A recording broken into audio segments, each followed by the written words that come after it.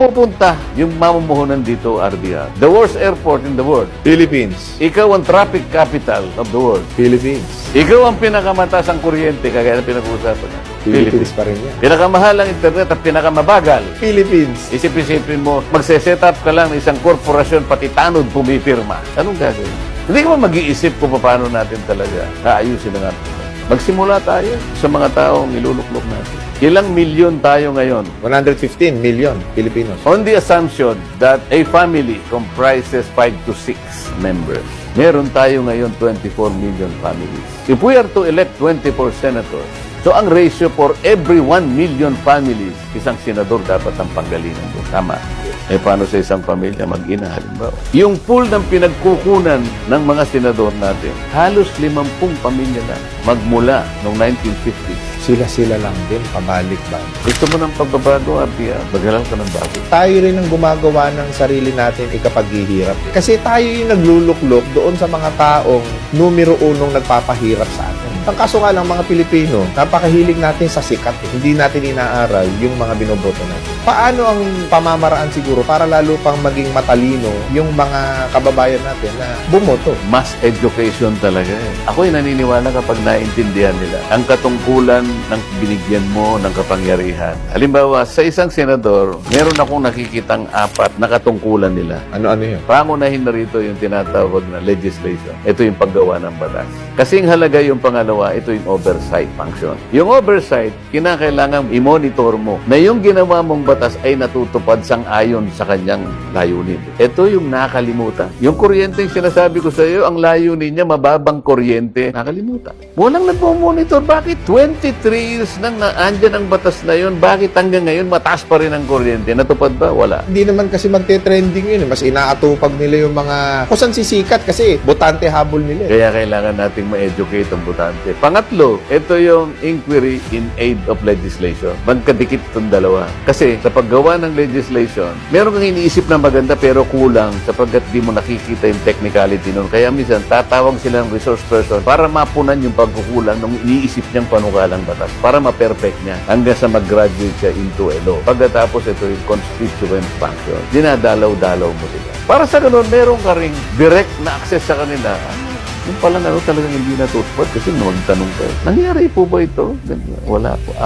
Ngayon, pupunta ka sa oversight, hindi pala nangyari. Nakumusta mo na sila? Nakaisip ka pa kung anong gagawin mo. Sa mga senador natin, may nakakagawa ba? Ang nangyayari ganito, hindi oversight eh. Hindi in aid of legislation. Exhibit A, Alice Go ng Bamban. Yes. Nagkaroon ng resolution in aid of legislation, sabi nila, tinutugis nila, pero yung subject matter is human trafficking, illegal detention, at saka torture. Na naganap di umano sa isang lugar sa Bamban. So kung mo yung mayor is Alice Go, pati si Alice Go na patawag. Pumunta rin ng mayor. Doon sa resolution, wala siyang pangalan doon. So bakit siya yung sinalang doon? At pinagtatanong, sino ang nanay? Alam mo, yung in aid of legislation, merong limitation yun. Dapat magkaroon ka muna ng legislative purpose na nakaabang na yung mga panukalang batas na gusto mong punan ko. Mas marami tayong problemang mas malalaki. Bakit yan ang inaatupag, hindi yung kuryente? Yun ang sinasabi ko nga sa iyo. Ginagamit nila yung investigation in aid of legislation pero walang legislative purpose. Pag walang legislative purpose, wala kang limitasyon. Oo. Kahit ano doon, itatanong mo, wala kang direksyon. Naging korte na nga eh. Sabi ng Korte Suprema, Congress is not a national prosecution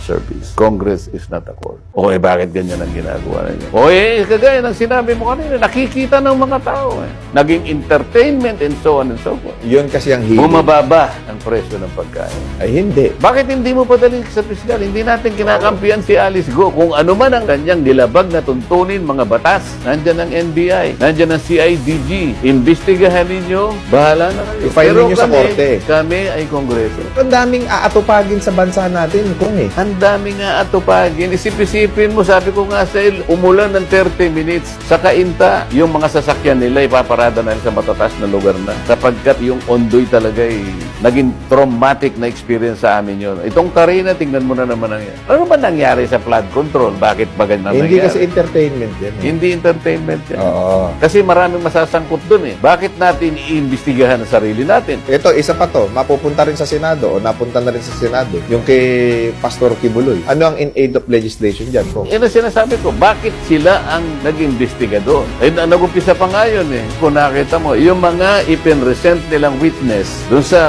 Senate investigation, nakamaska. Kung sa korte yun nangyari, pagagalitan ka ng korte, bakit ka? Bago ka tumestigo sa harap ng korte, tataas mo yung kamay mo. Susumpa ka. So, nag-iiba ng function ng Senado ngayon. Nagiging entertainment na lang. Sinabi na nga ng Korte Suprema, hindi ka pwedeng maglitis, hindi ka korte. Hindi ka pwedeng mag-prosecute, hindi ka piskal, hindi ka prosecutor. Senado ka, kamara ka, ang tawag sa inyo, Congress. Bakit kayo yung nag-i-initiate ng pag-iimbestiga? Tingnan mo na lang yung pag-serve ng warrant of arrest. Bago ako naging congressman, trial lawyer din ako. Pag nag-serve ka ba ng warrant of arrest, kasama na yung paghuhukay? Isang batalyon ba yung dadalhin mo?